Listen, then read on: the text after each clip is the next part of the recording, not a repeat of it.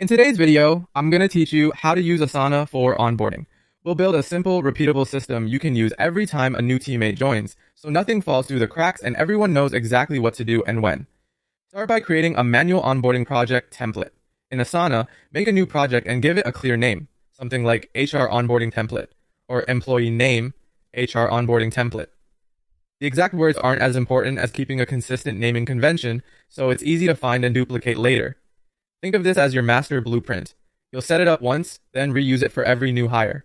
Next, organize your work with sections. You can group tasks chronologically, like day 1, first week, and first 30 days, or by type, such as benefits, access, and equipment.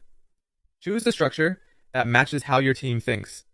Chronological sections help you visualize the ramp-up timeline. Category sections are great when multiple departments contribute at different times. Pick one approach and stick with it for clarity. Now add and detail your tasks. Write task names that are specific and action-oriented, like complete benefits enrollment or grant access to payroll.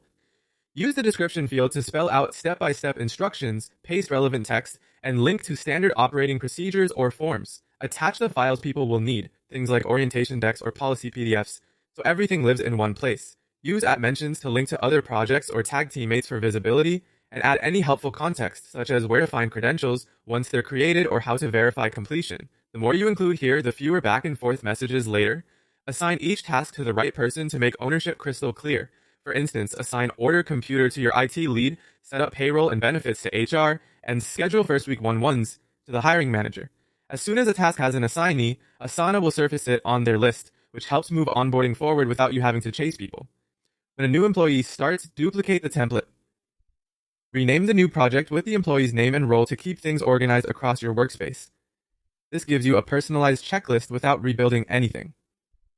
Finally, set due dates for time-sensitive tasks. Work backward from the start date, giving IT enough lead time for equipment and HR enough time for paperwork. Add dates for day 1 essentials, first week milestones, and any compliance deadlines.